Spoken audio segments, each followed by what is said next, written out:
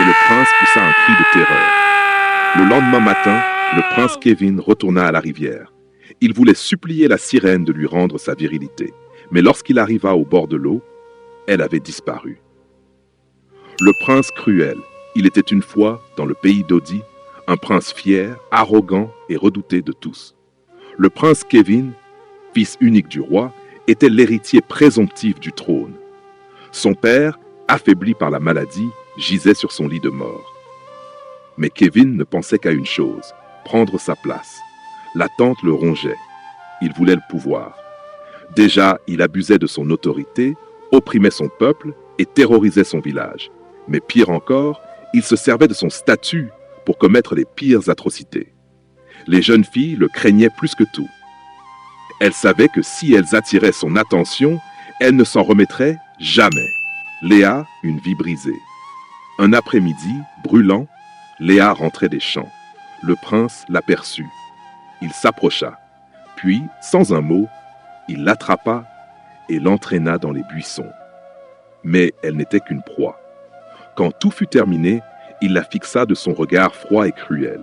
« Si tu parles, je détruirai ta famille. » Léa rentra chez elle en silence, hantée par ce qui venait de lui arriver. Les semaines passèrent, puis elle réalisa qu'elle était enceinte. Elle ne savait pas quoi faire. Un matin, sa mère la surprit en train de vomir. « Qui t'a mise enceinte ?» exigea-t-elle. Mais Léa ne répondit pas. Elle savait que révéler la vérité signerait sa perte. Son ventre s'arrondit et bientôt tout le village la pointa du doigt. Elle était la honte du village. Sa mère, humiliée, coupa tout contact avec elle. Le suicide de Camille. Mais le prince ne s'arrêta pas là. Il continuait à souiller d'autres jeunes filles, les laissant brisées et silencieuses. Un jour, il s'attaqua à Camille. Camille devait se marier le lendemain. Elle le supplia. « Pitié, je dois rester pure pour mon mari. Ma famille m'a juré vierge. » Mais Kevin n'avait aucune pitié. Il lui vola ce qu'elle chérissait le plus. Le lendemain matin, Camille ne se présenta pas à son mariage. Son corps fut retrouvé flottant dans la rivière. Elle s'était noyée. Le village entier pleura sa mort, sans comprendre ce qui l'avait poussé au suicide. Mais Kevin, lui, n'éprouva aucun remords. La punition du prince. Un soir, alors qu'il se promenait près du ruisseau du village, il aperçut une jeune fille seule. Sa beauté était envoûtante, mais elle était vulnérable. Il s'approcha lentement, un sourire mauvais aux lèvres.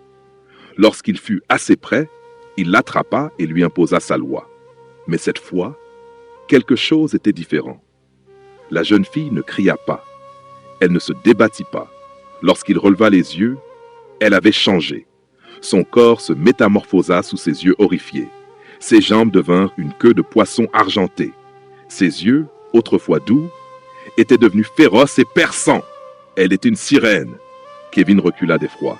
Il voulut fuir, mais c'était trop tard. Le regard de la sirène s'enfonça dans le sien et une force invisible le paralysa.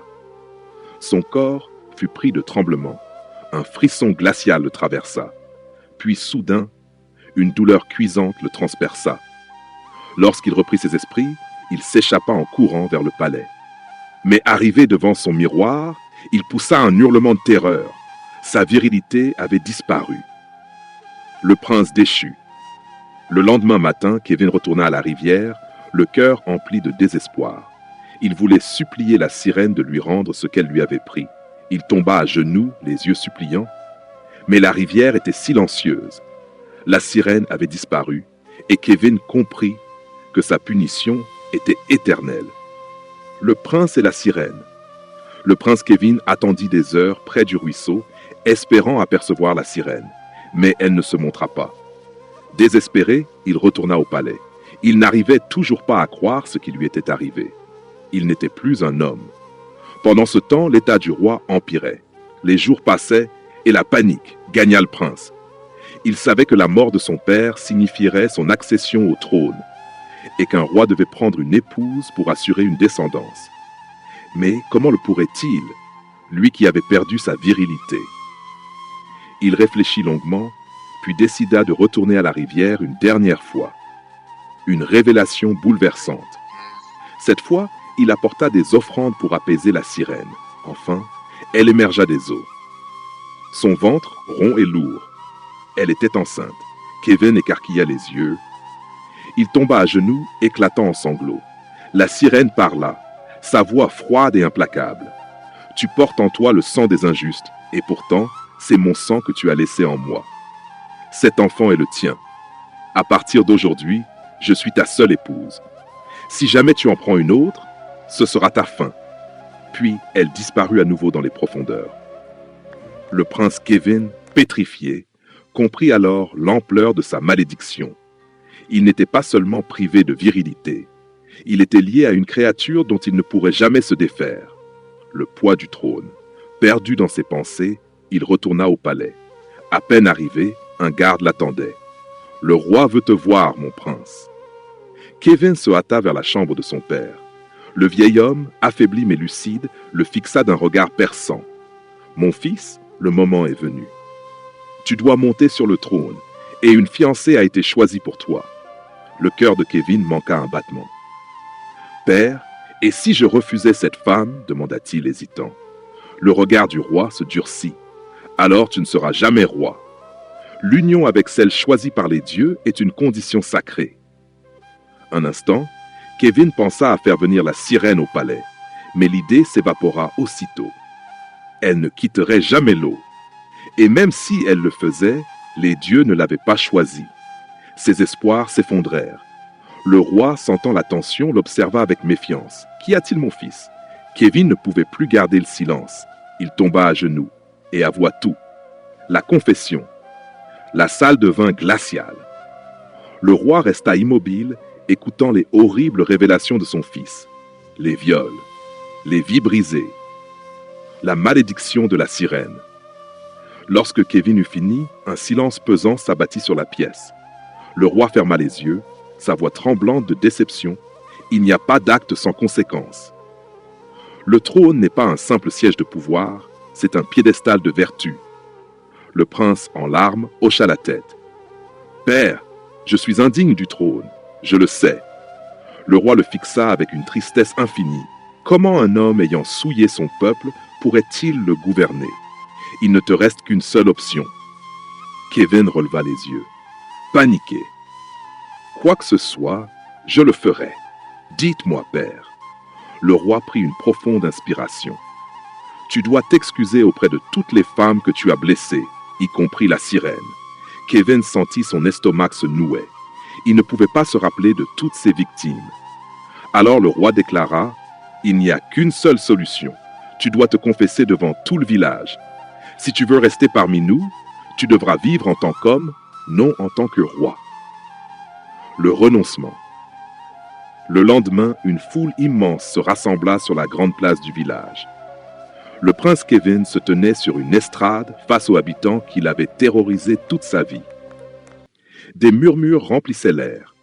Alors il prit une profonde inspiration et parla. « Je me tiens devant vous, non pas comme votre prince, mais comme un homme enchaîné par ses propres erreurs.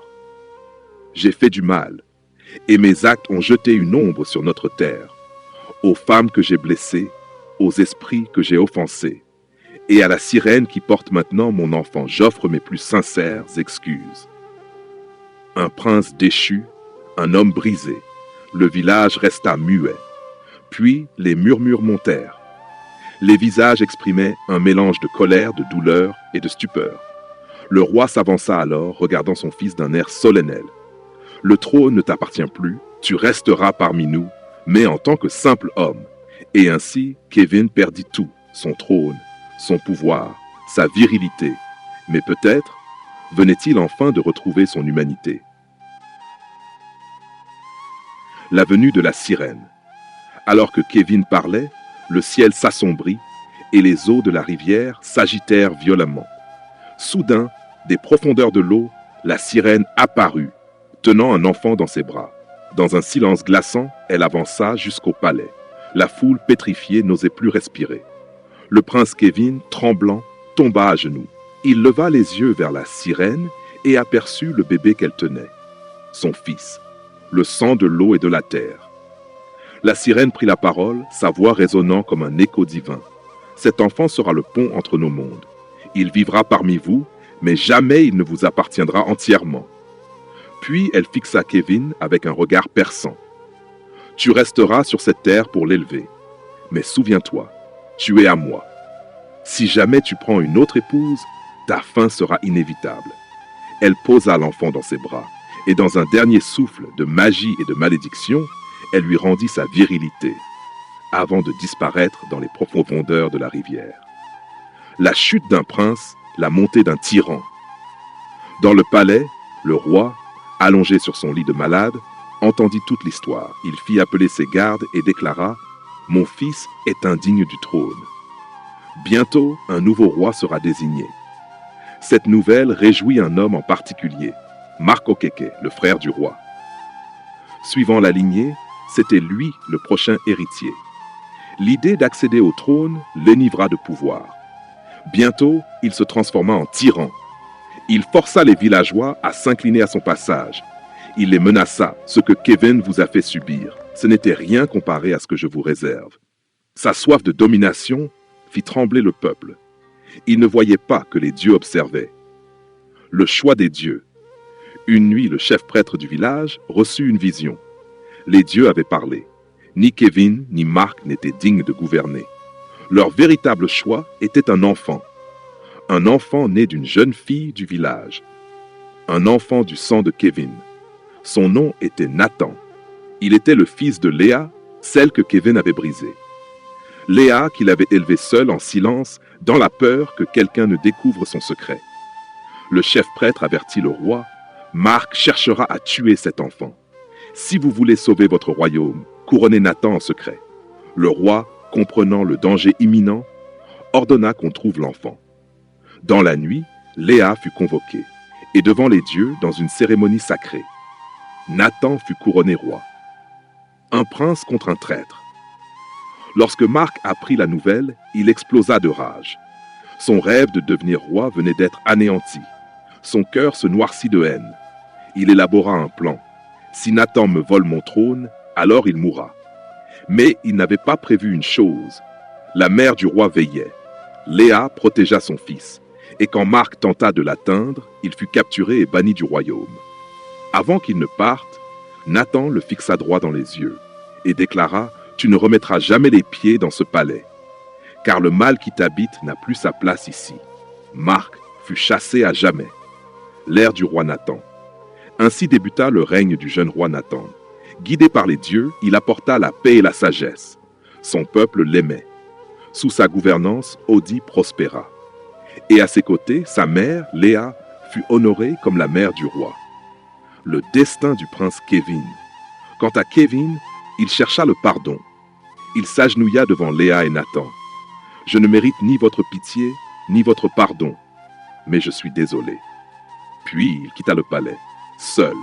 Il consacra sa vie à élever l'enfant de la sirène. Léo, mi-homme, mi-créature, grandit avec un lien unique avec la mer. Les animaux lui obéissaient, les poissons le suivaient, et sa mère, la sirène, lui rendait souvent visite.